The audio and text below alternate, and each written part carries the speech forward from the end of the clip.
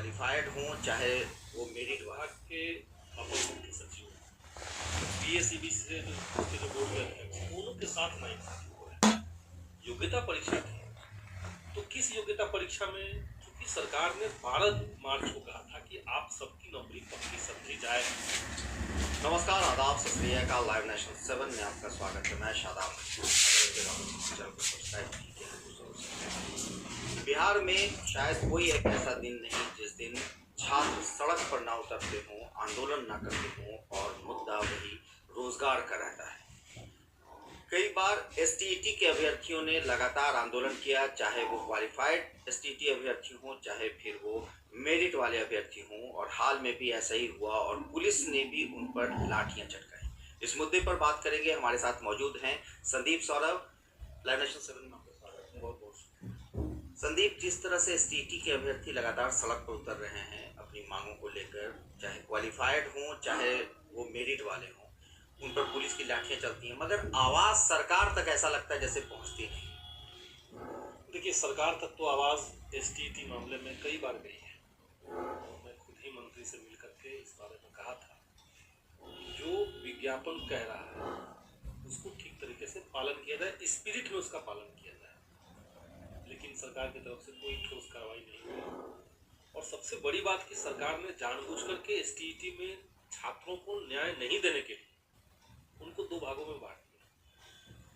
जो 12 मार्च को रिजल्ट आया था पहली बार, उस रिजल्ट में 24,599 बच्चों को क्वालिफाइड घोषित किया गया, जो कि सीट की संख्या से कम थी। जब सीट की संख्या से कम लोग क्वालिफाइड हुए तो कायदे से सबको नौकरी देनी चाहिए थी, लेकिन बाद में पता चलता है कि सरकार कह रही कि नहीं, तो 80,000 बच्चे थे। तो शिक्षा विभाग के अपर मुख्य सचिव, PSEB से उसके जो बोर्ड के अध्यक्ष हैं, स्वयं शिक्षा मंत्री, ये सब लोग मिलकर के इतनी बार गलतियां इन लोगों ने की। 12 मार्च को कुछ और रिजल्ट आता है, 21 जून को जो रिजल्ट आता है उसमें मेरिट का लिस्ट बनता है, 26 जून को आता है कि नहीं, मेरिट और नॉन मेरिट का कोई डिफरेंस ही नहीं है। 30 जून को आता है कि टोटल इतने नंबर थे। फिर बाद में सरकार कह रही कि नहीं, हमारे पास कोई आंकड़ा नहीं कितने बच्चे सफल हुए हैं, कितने बच्चे क्वालिफाइड हैं। तो असल में सरकार इस पूरी बहाली में छात्रों के साथ सिर्फ और दोनों के साथ नाइंसाफी हुआ है।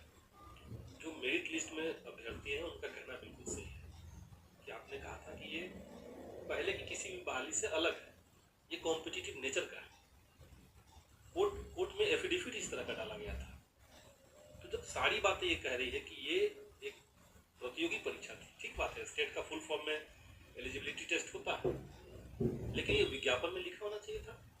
तो विज्ञापन में आपने कहा अगर वो ये कोई योग्यता परीक्षा थी, तो किस योग्यता परीक्षा में सीट की संख्या अनाउंस होता है? जैसे ही आपने सीट की संख्या अनाउंस कर दिया और ये कहा कि सीट के बराबर ही मेधा सूची हम जारी करेंगे, हाँ, तो ये कंपटीशन हो गया। तो कायदे से STET में जो मेरिट लिस्ट में आए हुए बच्चे हैं, उनकी ये मांग सही है कि जो पास किए हैं उन सबको जॉब दिया जाए, सबको नौकरी दी जाए। जो लोग नॉट इन मेरिट में है लेकिन क्वालिफाइड है, एलिजिबिलिटी पॉइंट उन लोगों ने क्रॉस कर लिया, तभी वो क्वालिफाइड है। चूंकि सरकार ने 12 मार्च को कहा था कि आप सबकी नौकरी पक्की समझी जाए, तो शिक्षा मंत्री अगर ये बात कह रहे हैं, अपर मुख्य सचिव अगर ये बात कह रहे हैं, बिहार के तमाम मीडिया के सामने अगर ये बात कही जा रही है, अगले दिन के हर अखबार में जनता ने पढ़ा, तो इस बात का एक वजन होना चाहिए। ये सरकार खिलवाड़ इस तरीके से नहीं कर सकती है। हाल फिलहाल में हम देख रहे हैं कि सरकार करे कि सब लोग नियोजन में जाकर दौड़िए और मेरिट नॉन मेरिट का कोई मतलब नहीं। अब ये जो सर्टिफिकेट जारी किया गया सरकार की तरफ से, उसमें नॉट इन मेरिट देने की क्या जरूरत थी आपको? अगर आपकी मंशा अगर सही थी तो नॉट इन मेरिट देने की क्या जरूरत थी? असल में सरकार ये तो आप एक तरह से डायरेक्टली फेल कर रहे हैं। सर्टिफिकेट इस तरह का देने का क्या? आप कह रहे हैं कि आप चाहिए, मतलब एक ही बहाली के लिए आप समझते हैं नियोजन इकाई तो खुद ही मेरिट बनाएगी। तो जब नियोजन इकाई मेरिट बना रही है, आपने खुद एक मेरिट लिस्ट बना दिया कि ये लोग मेरिट में, ये लोग मेरिट से बाहर वाले लोग हैं, बाहर वाले लोग, अगर उनको मान लिया नियोजन इकाई में नहीं होता है जो, उस सर्टिफिकेट को ले जा करके क्या वो किसी प्राइवेट स्कूल में भी जॉब कर पाएंगे? आपने लिख दिया कि मेरिट में नहीं है और पीछे कि ये जो सब्जेक्ट वाइज मेरिट बना है उसका ये मतलब है कि इसमें वो नहीं है। तो ये सरकार जो है अभ्यर्थियों के साथ जरूर मजाक करे और सही मांग सही तर्क के साथ अगर अभ्यर्थी शिक्षा मंत्री के पास ले जाते हैं, शिक्षा विभाग के किसी अधिकारी के पास ले जाते हैं, तो किसी की बात नहीं है, कोई तर्क पे बात ही नहीं। सरकार जो है उसने विभाग को पूरी तरीके से जिले भी विभाग बनाया, गोल गोल बातें वहाँ पर सिर्फ होगी, कोई कॉम्प्लीट बात तर्क पे बात नहीं होगी। और इसलिए हमने जब पिछले बार मानसून सत्र में एक सरकार को लेटर दिया था, सरकार विधानसभा में सवाल पूछा था और उसका जवाब गलत दिया गया है, सदन को गुमराह करने वाला दिया गया है। विशेषाधिकार उल्लंघन का एक आवेदन जमा किया है बजट सेशन में और सचिव को मैंने एक लेटर दिया है। उन्होंने कहा है कि सरकार कहाँ कहाँ झूठ बोल रही है। सरकार का वक्तव्य का ये सेंटेंस है, फैक्ट ये है, प्रूफ ये है, पूरा डिटेल हमने एक एक चीज़ का दे दिया है।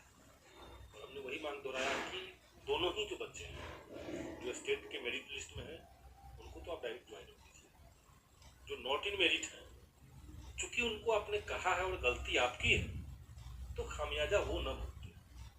कई सारे नॉट इन मेरिट लिस्ट में जो नौजवान हैं जिनको जब सरकार ने कह दिया कि भाई आपकी नौकरी पक्की समझी जा रही है तो पहले के काम काज छोड़ करके आ गए, बोला कि अब तो ज्वाइनिंग होने जा रही है, सीट से कम संख्या में लोग क्वालिफाइड किए हैं, तो उसका खामियाजा छात्र न भुगते। और इसीलिए जो भी सीटें पहले से बची हुई हैं, बिहार गजट के अनुसार जितने सीटें और निकल रही, गजट में सरकार ने जो क्राइटेरिया बनाया है कि इस डिपार्टमेंट के इतने टीचर्स मिनिमम हर स्कूल में होने चाहिए, तो उसको जोड़ करके अगर सरकार एक फ्रेश रिक्तियाँ लेके आए तो मेरे ख्याल से सब लोग की ज्वाइनिंग भी हो जाएगी और स्टेट के अभ्यर्थियों के साथ मजाक करना भी बंद होगा और बच्चों को शिक्षक मिल सकेगा। इसीलिए अभी भी हम यही बात कह रहे हैं सरकार से कि आप अगर 20 गलती कर चुके हैं तो उस गलती का खामियाजा छात्रों को मत भुगतने दीजिए, आप खुद अपने में सुधार कीजिए। और सीट जो है, क्योंकि आपके पास सीटों की कमी नहीं है, बिहार में 3.25 लाख टीचर्स के पोस्ट खाली है, तो 3.25 लाख सीट खाली हैं, आपने 37,000 बहाली निकाली, इस बहाली को आप जब चाहेंगे जब 60-70 हज़ार करके ले जाएंगे, 60-70 हज़ार में टोटल बच्चे हो जाएंगे उसके पास, सब लोग का जरूर हो जाएगा। तो ये मांग है, इसको हमने इस बार बाकी सदन बिल्कुल। तो आपको विपक्ष का साथ पूरी तरह से है या फिर इसमें भी ऐसा लग रहा है कि सारे लोग एकजुट होकर? पूरा विपक्ष इस मामले में एक साथ ही खड़ा है। कल नेता प्रतिपक्ष ने भी कहा है कि देखिए कुछ विद्यार्थी उनके पास गए थे और उन लोगों ने कहा कि हम लोग आत्मदाह कर लेंगे, तो कितने लोग आत्मदाह करेंगे और आत्मदाह क्यों करेंगे? नेता प्रतिपक्ष ने कहा कि आप आज करेंगे कल वो करेंगे, इससे अच्छा है कि आप इस सिस्टम के ऊपर दबाव बनाइए, सरकार को इस बात के लिए मजबूर कीजिए कि वो छात्रों के साथ न्याय करे। तो बस पूरा विपक्ष इस मामले में एकजुट है। हम लोग बहालियों के न्याय के इंतजार में जितने अभ्यर्थी हैं